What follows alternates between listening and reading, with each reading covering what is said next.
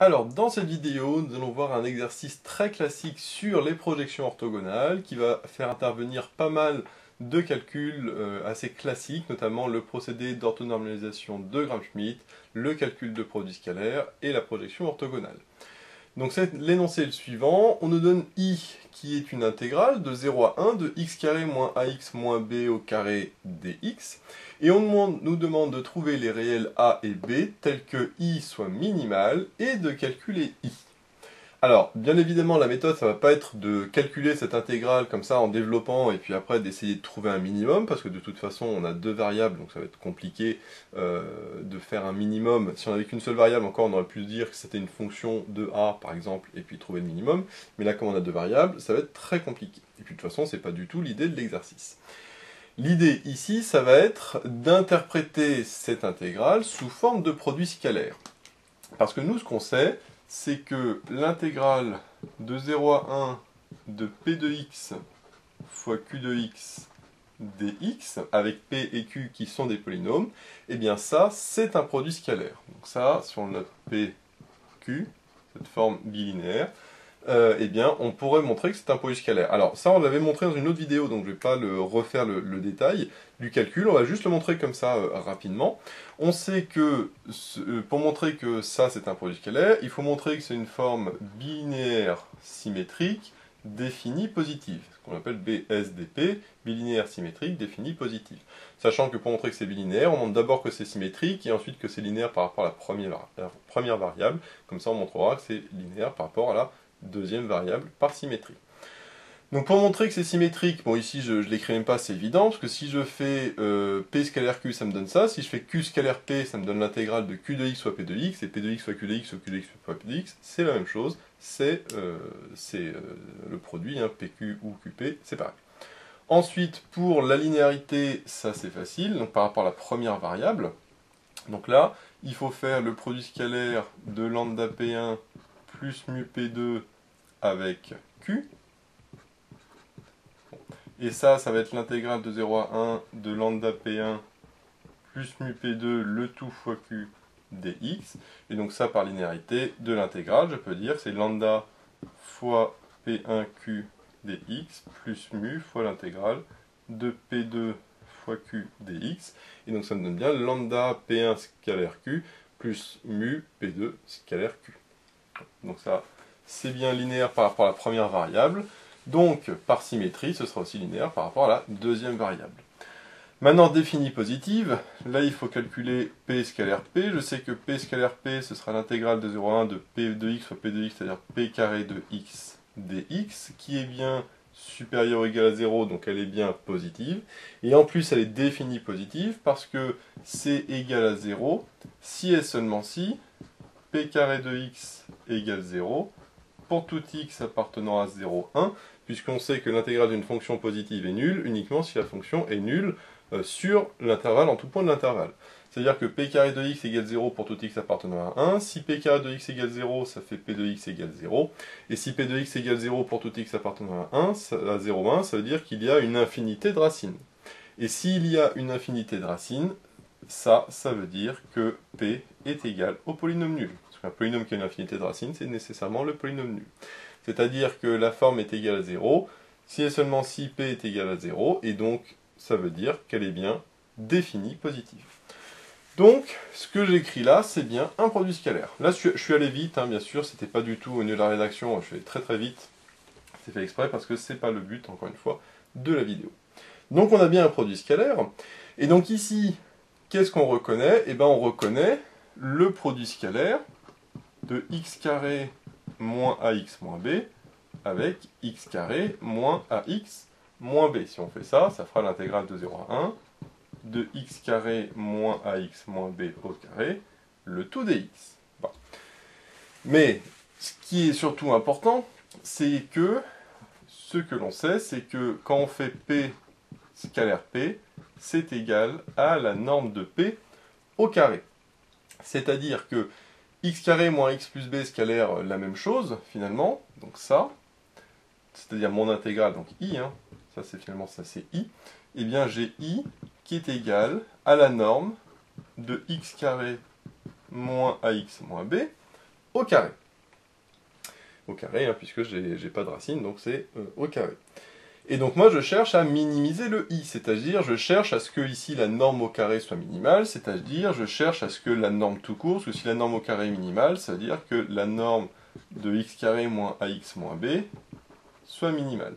Moi je cherche finalement a et b, là j'ai juste changé l'énoncé, j'ai dit trouver a et b tel que la norme de x carré moins ax moins b soit minimale.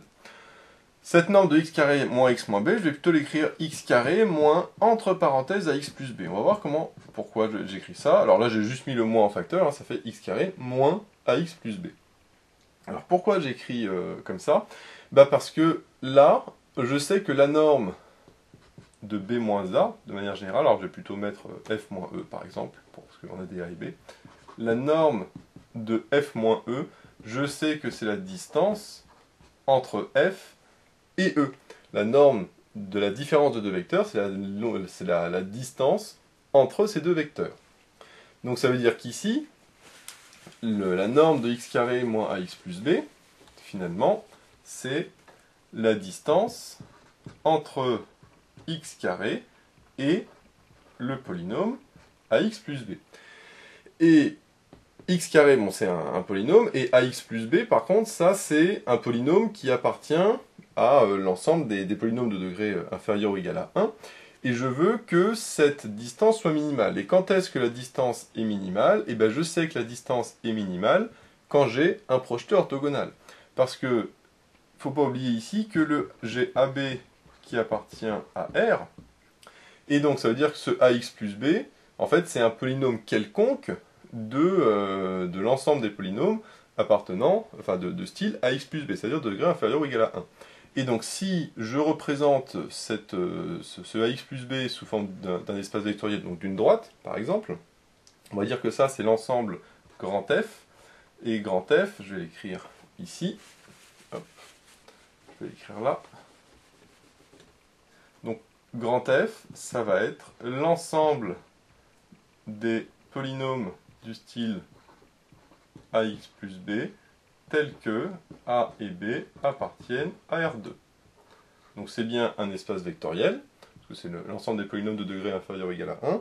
Là j'ai représenté sous forme de droite, je vais pouvoir le faire après sous forme aussi éventuellement d'un plan, c'est ce qu'on va faire par la suite. Et donc, moi qu'est-ce que je cherche? Eh bien je cherche à ce que la distance entre le vecteur x carré, donc forcément il y a 0, donc le x carré il n'est pas dans f, donc par exemple ici. Je cherche à ce que la distance entre x carré, mais en réalité la pointe, la flèche de x carré, et f soit minimale. Et quand est-ce qu'on a ça? Eh bien quand, ici, mon polynôme ax plus b est ici, correspond au projeté orthogonal de x carré sur f. Avec ici, hop, quelque chose d'orthogonal. Donc moi, je cherche le a et le b qui vont me donner ce polynôme de f. Si je fais en 3 dimensions, donc là imaginons que mon plan, j'ai f qui est représenté sous forme d'un plan, donc il y a 0 qui est forcément dans le plan, parce que c'est un espace vectoriel. J'ai le x carré qui est par exemple comme ça, donc qui lui aussi forcément passe par 0.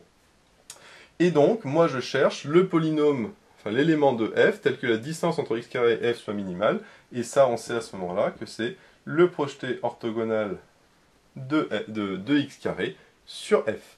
C'est-à-dire que mon ax plus b, finalement, si on arrive, hop, on va effacer tout ça. Donc finalement, moi qu'est-ce que je cherche? Eh bien je cherche a et b, tel que ax plus b soit égal à la projection sur f de x carré, avec grand F qui est l'ensemble de x plus b, tel que a et b appartiennent à R. Donc du coup, mon a et b, comment je vais les trouver? En calculant la projection sur f de x carré, je vais trouver un polynôme du style 6x plus 2, 3x moins 7 ou je sais pas quoi, et à ce moment-là, je pourrai identifier mon petit a et mon petit b.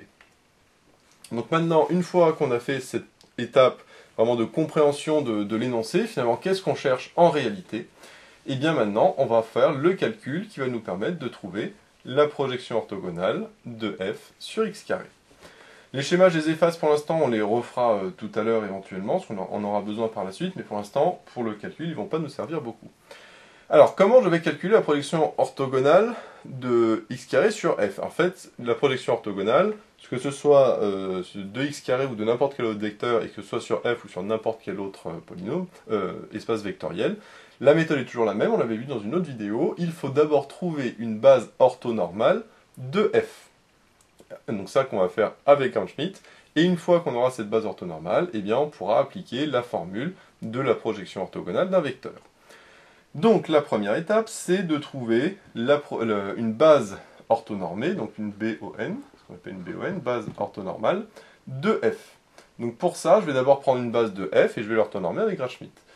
Je vais l'appeler U1 et U2 parce que ici j'ai deux vecteurs, puisque AX plus B c'est un espace de dimension 2, dont les vecteurs de base sont 1 et X. Ça c'est évident, hein, AX plus B c'est une combinaison linéaire de 1 et de X. Ces vecteurs, bien évidemment, ne sont pas orthogonaux, ne sont pas normés. Enfin, a priori, hein, peut-être qu'ils le sont, mais en tout cas, on ne le sait pas. Et donc, on va faire le procédé d'orthonormalisation de Gram-Schmidt pour l'orthonormer. Donc, on va d'abord poser E1 qui est égal à U1 sur la norme de U1.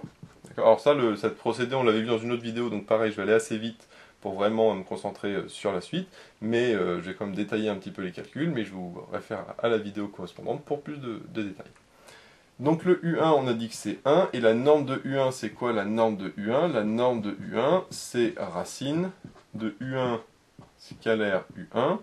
Or, U1 scalaire U1, c'est quoi? Bah, c'est l'intégrale de 0 à 1 de 1 fois 1 dx, que U1 c'est 1, et donc P et Q valent tous les deux 1, donc c'est 1 fois 1 dx, donc ici bien sûr avec la racine.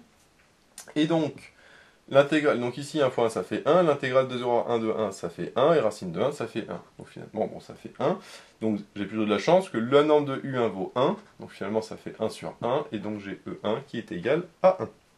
Donc là, le premier vecteur de ma base orthonormée, ce sera E1 égale 1. Donc là, j'ai de la chance, parce que c'est finalement plutôt simple. Maintenant, c'est pour le deuxième que ça va être beaucoup plus compliqué, bien évidemment.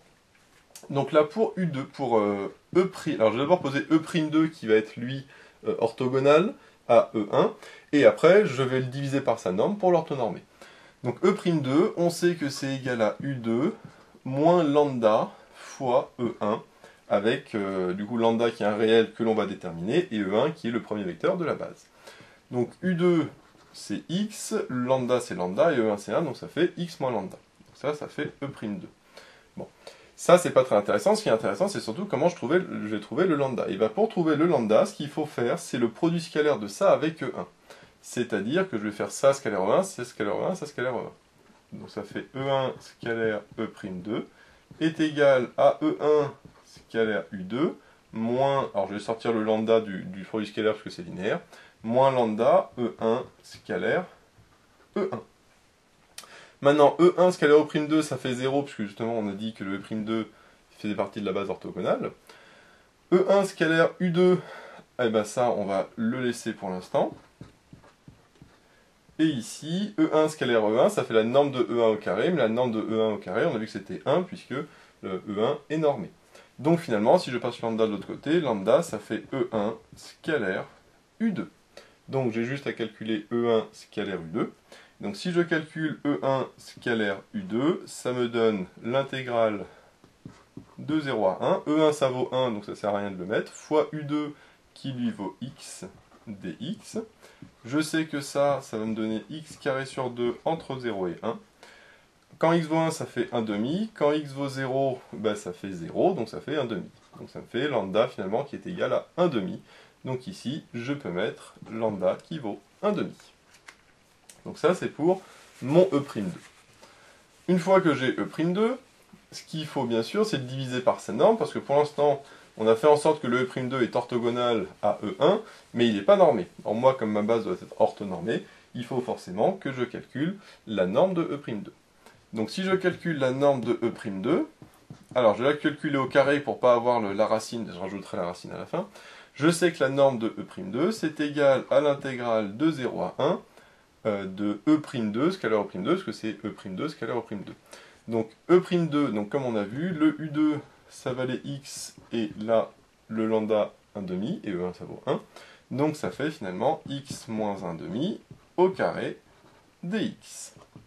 Là, ce que je vois, c'est que j'ai quelque chose du style u' fois u au carré, puisque u', la dérivée de x moins 1,5 c'est 1, donc c'est comme si ici j'avais 1, et u' fois u carré, je connais sa primitive, je sais que c'est u puissance 3 sur 3. Donc ça me fait x moins 1,5 puissance 3, le tout sur 3, entre 0 et 1. Je vais remplacer le x par 1, puis le x par 0.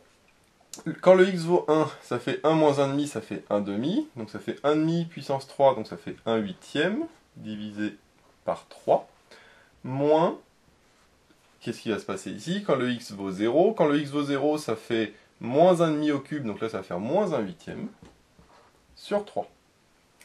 Et là, moins 1 huitième, ça fait plus 1 huitième, donc je vais mettre directement ici, comme ça, hop, plus 1 huitième. 1 huitième plus 1 huitième, ça fait 2 huitièmes, donc ça fait 1 quart.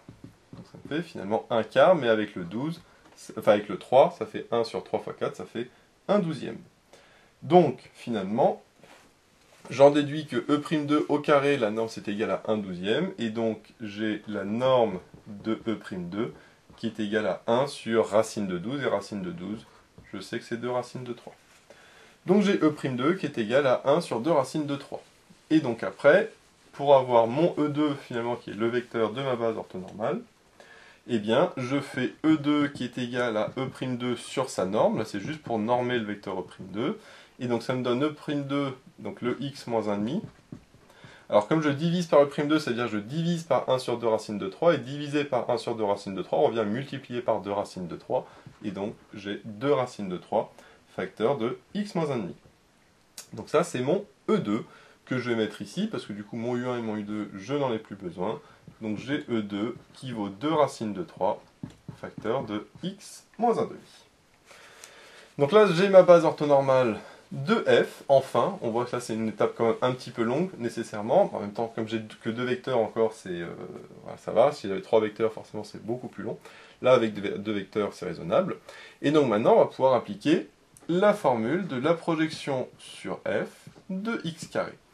Comme le f, la projection sur f, on sait que ce sera un élément de f, et comme E1, E2 est une base orthonormale de f, on sait que cette projection s'exprimera en fonction de E1 et de E2.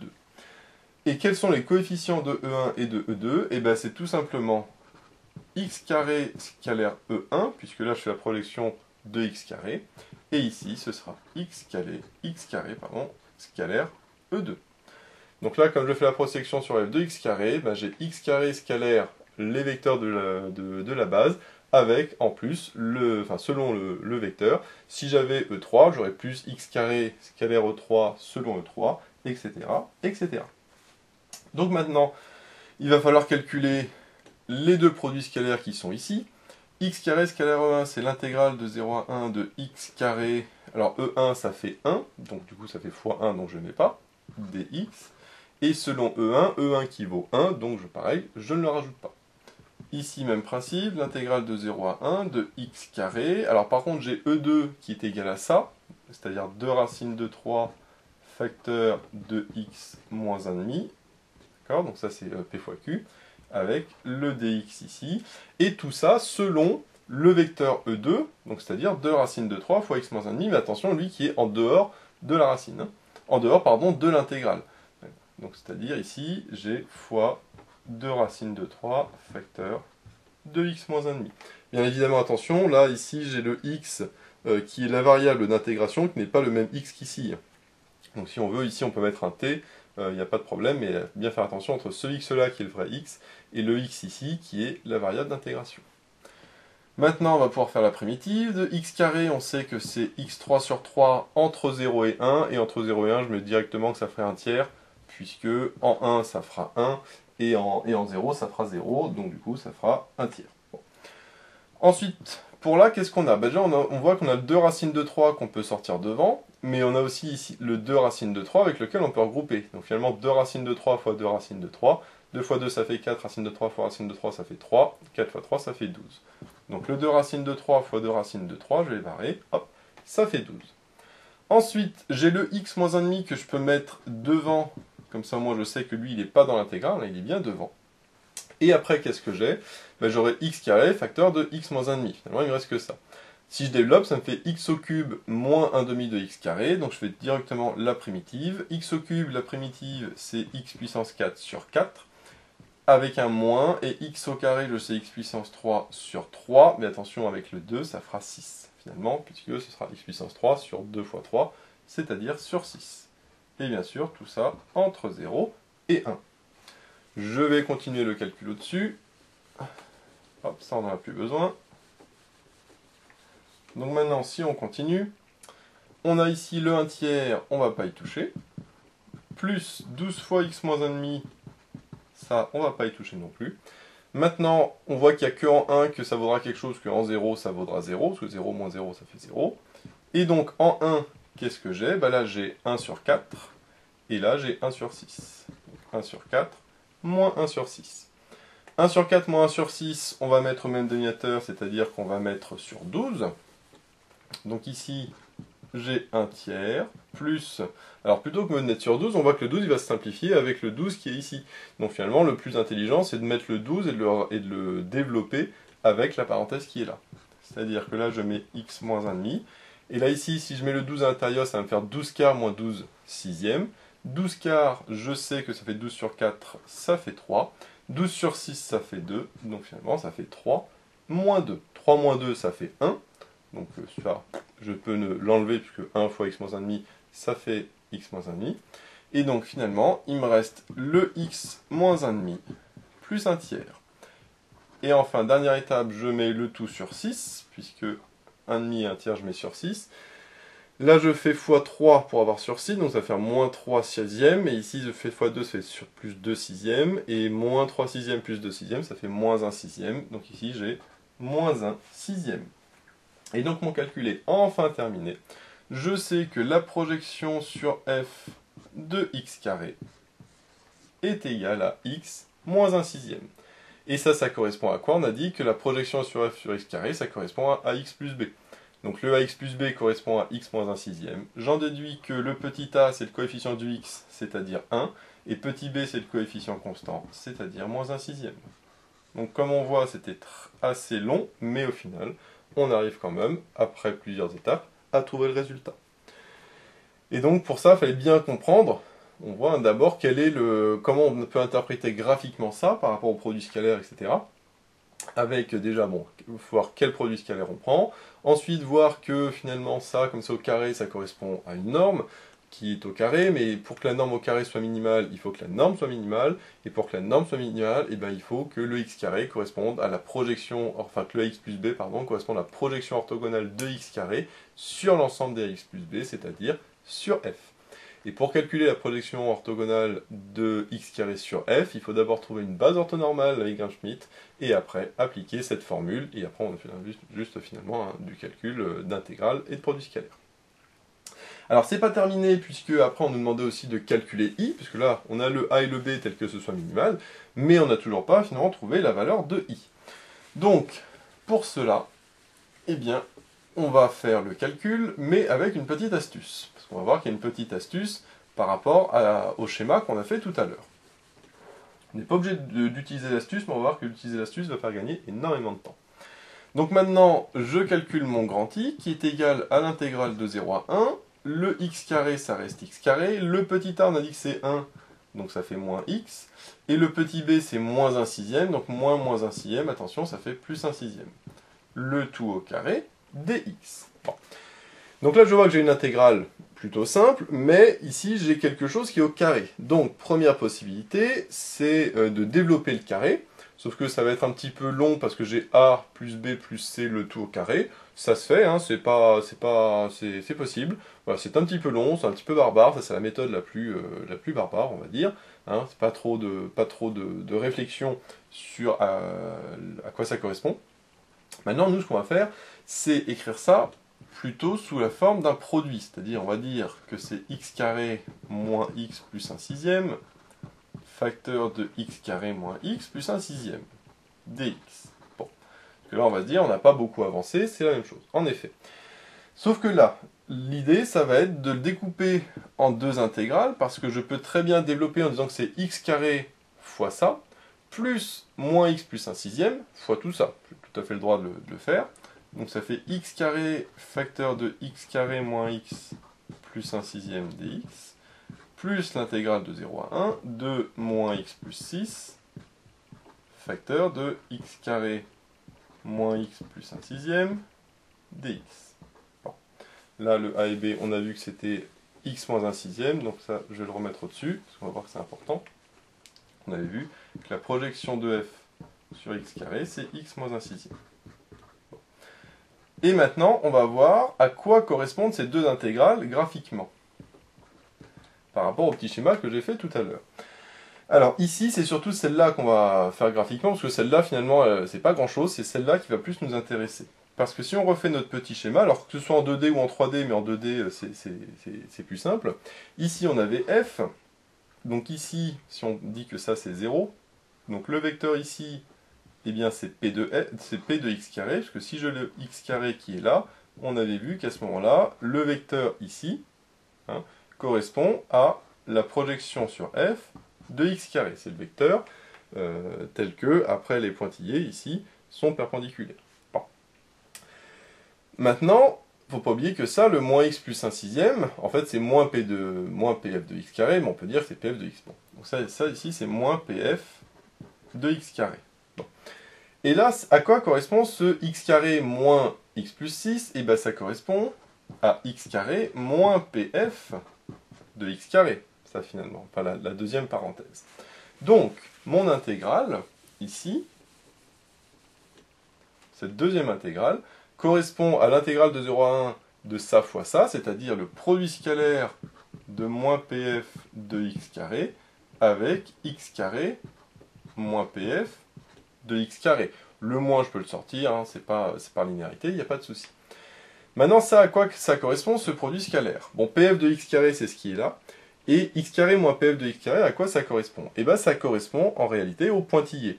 Pourquoi? Parce que ici, si des pointillés, je mets que c'est le vecteur qui est comme ça, et que ça, j'appelle ça le vecteur v, par exemple, et bien d'après la relation de Chasles, je sais que pf de x carré plus v est égal à x carré. Donc j'ai pf de x carré plus v qui est égal à x carré.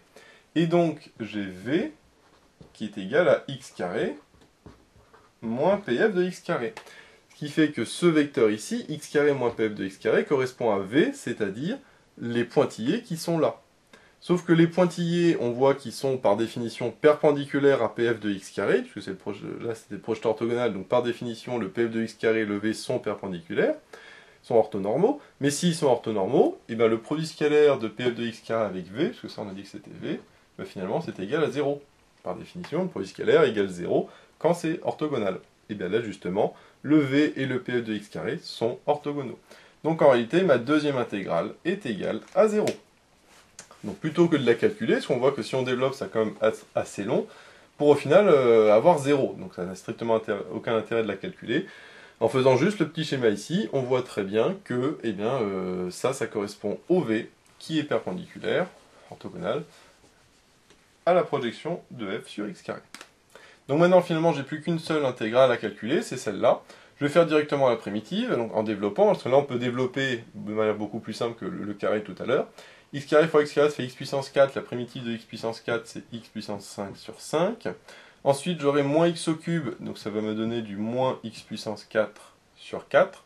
Et là, j'ai du x carré sur 6, donc ça va me donner x puissance 3 sur 3, mais avec le 6, ça va donner finalement 18. À prendre tout ça entre 0 et 1. Quand le x vaudra 0, bah ça fera 0. Donc finalement, il n'y a que quand ça vaut 1, donc ça fait 1 cinquième, moins 1 quart, plus 1 18e. Et après, eh bien, il faut regrouper tout ça au même dénominateur. Le dénominateur commun, ça va être 180, puisque ici, le 5 et le 18, il n'y a rien en commun. Mais là, le 4, il n'y a pas rien en commun non plus avec le 5. Donc forcément, ceux-là, on va les mettre sur 20. Et après, sur 20 et 80, ça va être 180. Donc là, pour mettre sur 180, ici, je sais que le 1, ça va donner 10. Ensuite, au niveau du moins 4, je sais que ça va faire moins 45. Puisque 45 fois 4, ça fait 180. Et enfin, pour le 5, eh bien, il faut du 90, finalement. Et donc, parce que 5, pardon, il faut 5, du coup, on va mettre sur, ça va faire du 60, pardon, hop, ça va faire donc moins 45 plus 35, ça va faire moins 35, et donc on voit que ça fait, du coup, autant pour moi, donc ça va faire 5 pour aller à 180, je fais 180 divisé par 5, donc c'est-à-dire je divise par 10, je fais x2, donc ça fait du 36, finalement. Hop, voilà, c'est mieux. Et donc 36 plus 10, ça fait 46, 46 moins 45, ça fait 1, donc je mets directement 1. Donc ça fait 1 sur 180 finalement. Le i est égal à 1 sur 180. Donc voilà, encore une fois, c'était un petit peu long ce dernier calcul. Bien sûr, on peut développer le tout au carré, il n'y a pas de souci, sauf que bon, vous pouvez le faire, voilà, c'est très long. Là, c'est bien d'utiliser cette petite astuce du produit scalaire qui était égal à 0, comme ça fait gagner quand même pas mal de temps, même si après, d'ici la démonstration, j'ai mis du temps pour vous l'expliquer, mais en réalité, après, quand vous la connaissez, la petite astuce, ça fait gagner beaucoup de temps. Donc voilà, j'espère que cette vidéo vous sera utile, n'hésitez pas à vous abonner pour être au compte des nouvelles vidéos qui sortiront. J'ai mis le lien dans la description vers l'énoncé de l'exercice, ainsi que vers d'autres exercices sur ce chapitre. J'ai également mis le lien vers la page Tipeee où vous pouvez soutenir Méthode Maths, et moi je vous dis à bientôt pour de nouvelles vidéos.